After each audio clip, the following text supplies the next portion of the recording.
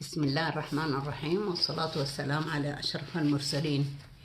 نبدأ الحلقة السادسة. في الحلقة الخامسة كان وقفنا عن إنه عبد الرحيم أخذ أخطر قرار في حياته وهو سميل، كان سكران. يقول عبد الرحيم: في تلك الليلة كنت أسكر مع أصدقاء لي يعملون في السفن التجارية، فسكرت معهم سكرة قوية فشلت معها كل وسائل الإفاقة في إعادتي إلى وعي وإثنائي عن قرار السفر.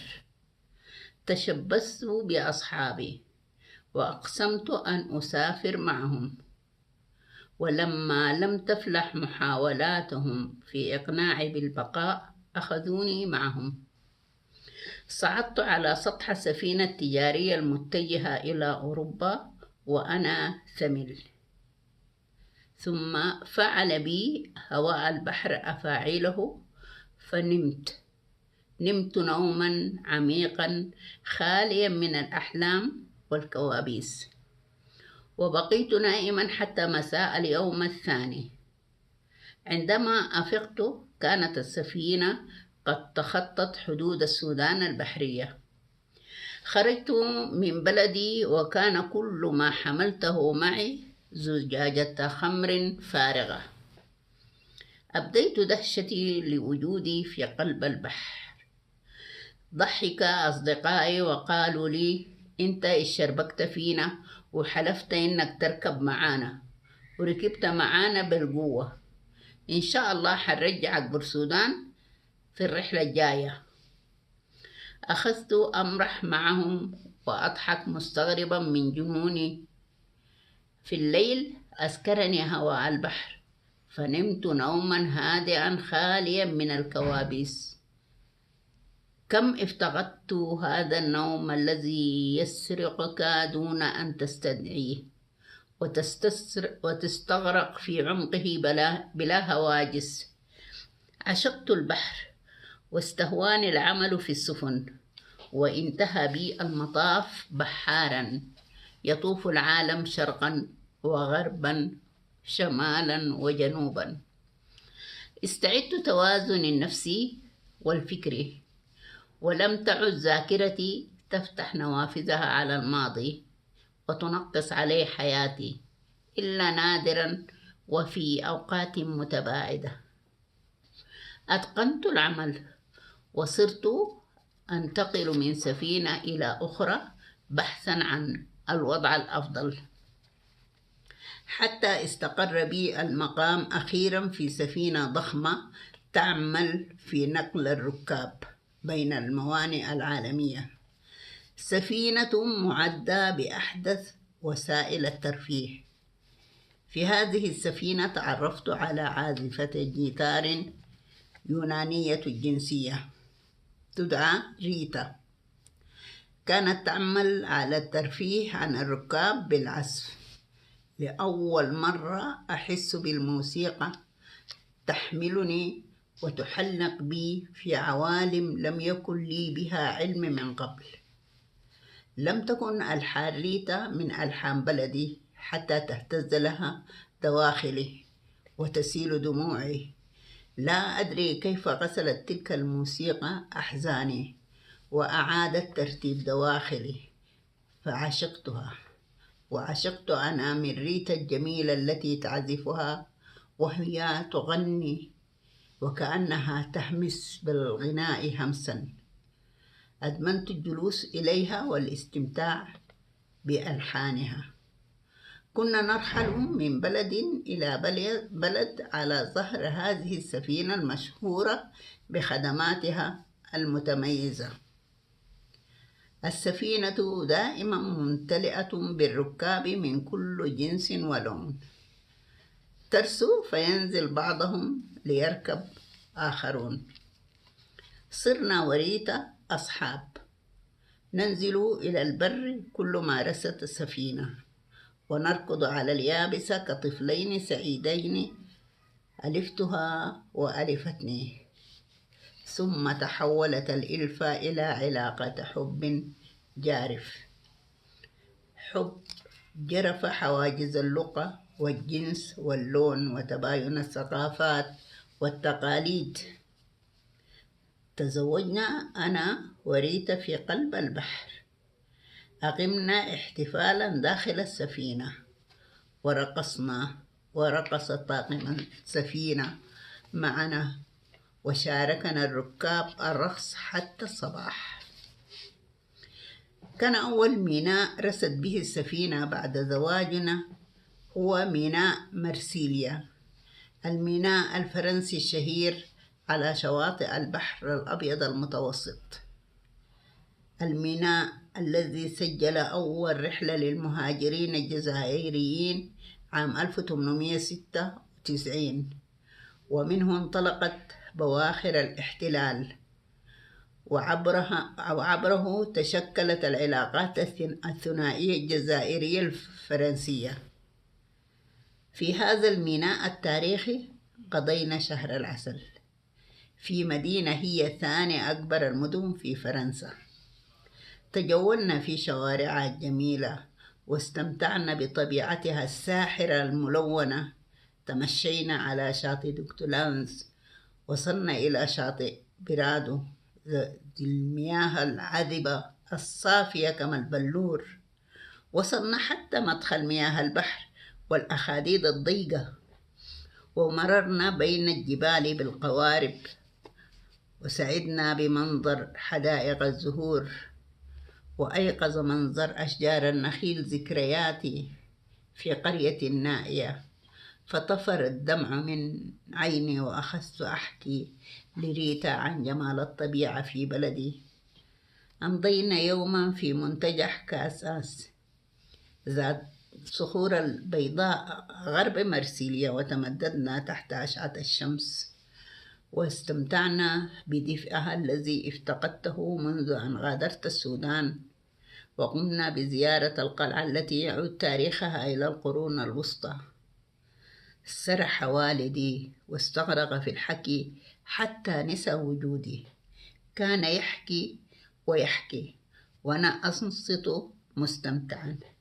ثم انتبه أبي لوجودي وقال: أوه يا عبد الله، مهما حكيت لك عن جمال تلك البلاد وسحرها لن أستطيع أن أصف لك مدى جمالها، فليس من سمع كمن رأى. أوعدك عندما تكمل دراستك الثانوية أن نسافر أنا وإنت ونقوم بجولة حول هذا العالم بإذن الله، حتى ترى بعينيك جمال هذا العالم. سآخذك حيث تصعد برجا يبلغ ارتفاعه أكثر من 500 متر، تقف فوق قمته فترى الدنيا كلها. هل كانت ريتا مسلمة يا أبي؟ ويضحك أبي: أوه يا عبد الله، لم يكن الدين مشكلة، فقد كانت ريتا مؤمنة وموحدة.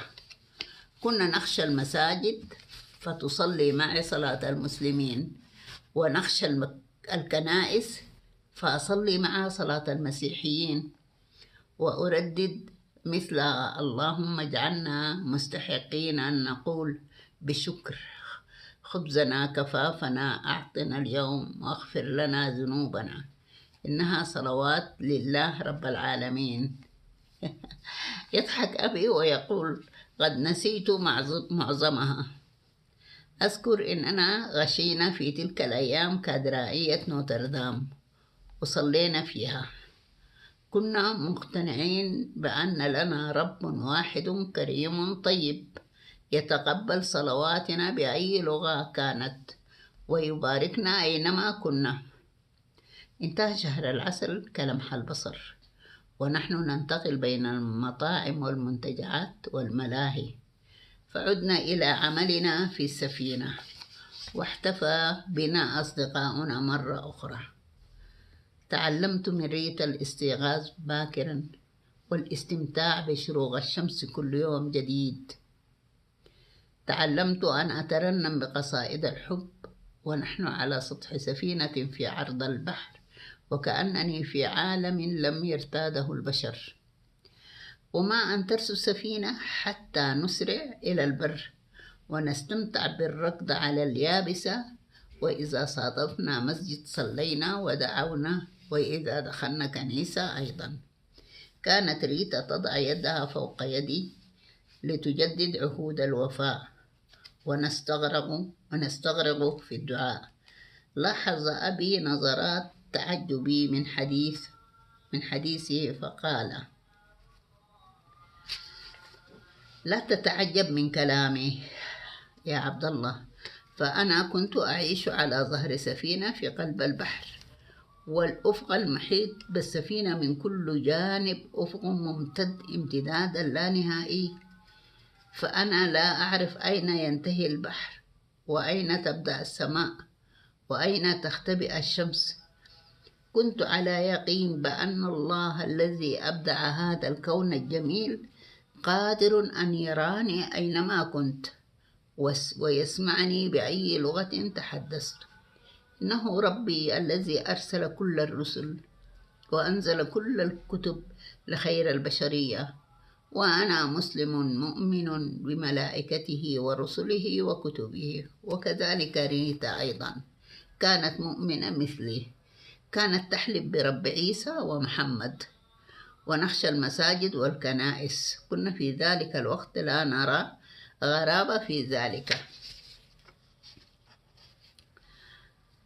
ذات يوم وأنا واقف أتأمل ضوء القمر المترقرق على صفحة الماء كقطع الفضة المتناثرة، تهمني شوق عجيب وشجن غريب.